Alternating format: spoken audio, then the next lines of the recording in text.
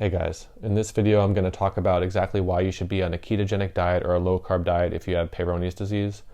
I have a Google document linked in the description of this video with all the science and research. I've laid it all out and described what I think are the most important points as to why you should be doing this and why glucose is so devastating if you have erectile dysfunction or Peyronies.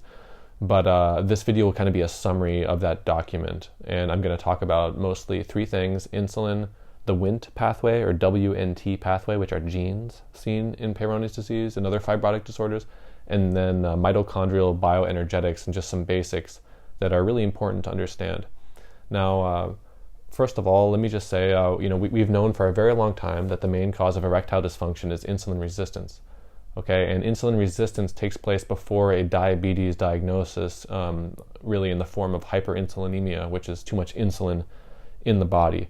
And even deeper than that, what's happening is on a mitochondrial level and cellular level, your body is unable, the mitochondria are unable to use fats, and they are mutated and sick from glucose. So the hallmark of a diabetic individual is that their cells are reliant on glucose and not engaging in what's called beta oxidation, or the usage of fats, and that gives them higher triglycerides and higher VLDL or remnant cholesterol, and that is very damaging to your vascular system and the endothelial wall and your heart. I will describe that a little bit more later in this video, but it's very plain and clear, so I don't need to talk about erectile dysfunction too much in this video. But a lot of people don't know that Peyronies has also been associated with diabetes in multiple papers. And not only that, but a 2013 study showed that men with Peyronies and diabetes, when they treated their diabetes, their Peyronies improved or got better. So this is a very big deal. Furthermore, they have found glucose dysregulation and mitochondrial dysfunction in the Peyronies plaques. Also, they have found advanced glycation end product and also overactive Wnt genes, which I will describe later. Now, the importance, there's something very important about glucose dysregulation and mitochondrial dysfunction, and that is that they are ultimately the same thing, and they are seen in insulin resistance. Because, as I said, what you see in people who are insulin resistant is this over-reliance on glucose and inability to use fats. And for multiple reasons, that's damaging to your vascular system and to all organs, really, even to your brain. Alzheimer's is now called diabetes type 3, and I also have links on that in the document as well at the end, just for your reference. But one thing to keep in mind and to understand is that insulin itself is inflammatory, and it also increases TGF-beta. TGF-beta is the molecular cytokine that causes Peyronies. The drug pentoxifylline that is used to block TGF-beta in order to stop the scarring from happening. Every time you have a piece of bread or a banana, you're spiking your insulin, and you're also spiking TGF-beta and increasing the TGF-beta receptors on your cell surfaces. Okay, so you really don't want to be doing that. Not only that, but insulin lowers nitric oxide. So if you've been eating a carb-based diet, the low-fat, high-carb paradigm, you may likely have a degree of insulin resistance that goes all the way down to the mitochondrial level, and this is very, very bad for you and very bad for your vascular system.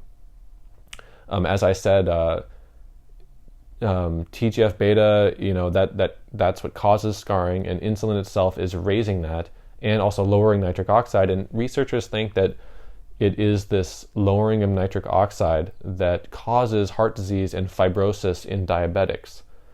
So that is really serious. We all take supplements to raise nitric oxide levels, but more important is that you correct this underlying mitochondrial problem or problem with insulin resistance. So that's about it for insulin.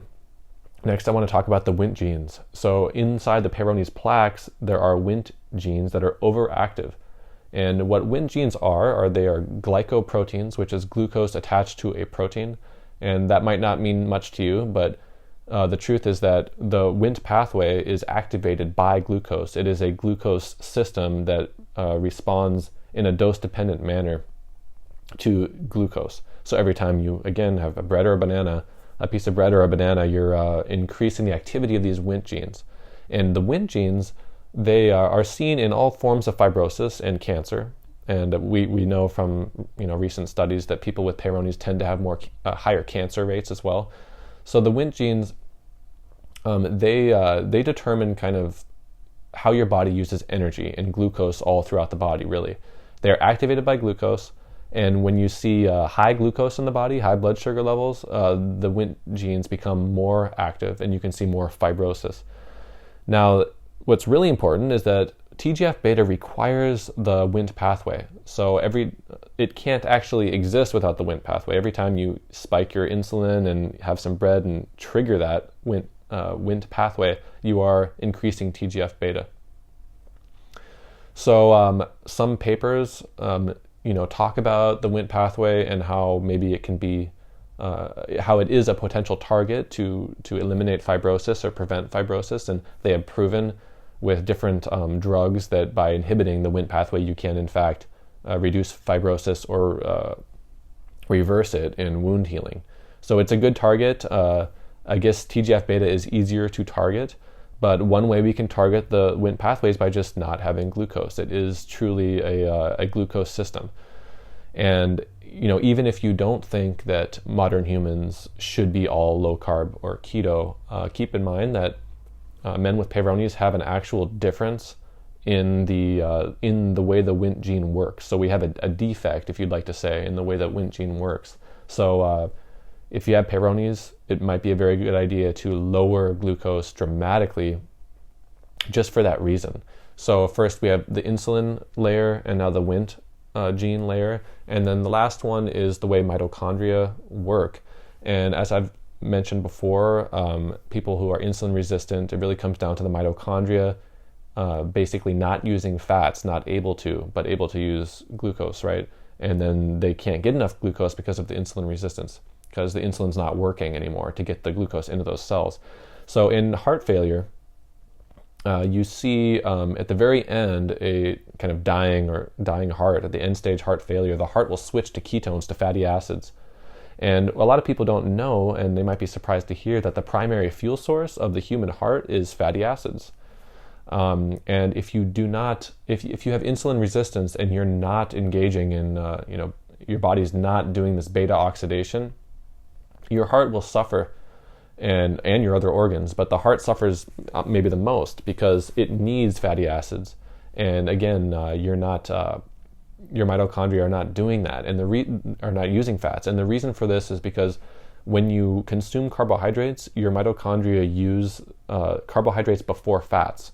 And this has only become, people are just becoming aware of this now, or researchers are. So they actually thought it was the reverse before, and they just kind of assumed that. But basically, if you eat a hamburger, the bun, is glucose, and the mitochondria will just kind of shut off beta oxidation, okay? And what that does is it leaves all those fats floating around in your body. You can't use them. They're getting kind of destroyed or degraded and turning into triglycerides and also a very dense LDL cholesterol, which is very dangerous. So LDL cholesterol by itself is not dangerous. It's actually very good for you. And you need it to transport coenzyme Q10. And we also need beta oxidation in order to create coenzyme Q10 and many other endogenous antioxidants, okay? So that's what you see in the failing heart, okay? The heart cells are unable to use fatty acids, all right? Not only that, but you have the fatty acids flowing through the vascular system, lodging into the endothelial walls, and you have high blood sugars, okay? So that it's kind of a perfect storm. But this is true for, any other organ really, and it is surely true for your penis. It's the same kind of thing, all right? The entire body needs to be using fatty acids, okay? And particularly, it needs to have fatty acids present in the absence of carbohydrates so it can really use all of those fatty acids and learn. And then your mitochondria actually shift in what's called heteroplasmic shifting and will change their mDNA, mitochondrial DNA, so they can use fats more easily. And then your body's actually using these fats up, and this is much better for it. In polycystic PCOS, polycystic ovarian syndrome, I kind of consider that to be the female version of Peyronies disease. And these women have, it's an androgen problem, but they have high insulin, they have high TGF-beta, and they also have overactive Wnt genes and fibrosis in PCOS. And what's very interesting is that there is research on a ketogenic diet or low-carb diet in women with PCOS, and it dramatically improves their symptoms. And many women consider this to be the cure. It is the cure for PCOS. And you have to wonder why there are no studies on Peyronies in a ketogenic diet. Well, that's because a ketogenic diet has been kind of ignored all these years. And until now, science has assumed that carbohydrates must be present in the diet. And then what they would do was they would like give rats or humans carbohydrates and add fat on top of that. And then that's called a high-fat diet, high carb plus high fat. And then they would notice, okay, insulin resistance is getting worse on this high-fat diet, therefore it must be the fault of fat. Well, it's actually the opposite. It's the fault of the carbs, because carbs are not supposed to be present that often, or at least not in that form. Things like bread and pasta and white rice, these are not natural things at all. So back to PCOS. Interestingly and unsurprisingly, when you look at a woman with PCOS, they also have this classic insulin-resistant situation where their bodies are not using fats, or they are using fats incompletely. So you get the high triglycerides again and the high VLDL cholesterol. It's the same thing as anybody else with insulin resistance, even if these women don't have diabetes. Okay, so we have every kind of reason to suspect that Peyronies is, kind of similar. It's the same kind of thing happening, right? So, okay, right there, I talked about the Wnt pathway. First, I talked about insulin, and then I've also talked about the mitochondria a bit. And I'm going to stop it right here because I don't want to go too in-depth on this. I want to make more videos on it in the future. But please check out the document. This video really is just an introduction, and I want to get the discussion started. And finally, I can give you guys the studies, because I know you guys have been asking for research for a long time. And as I said before, there are no studies on a ketogenic diet or low-carb diet and Peyronies yet.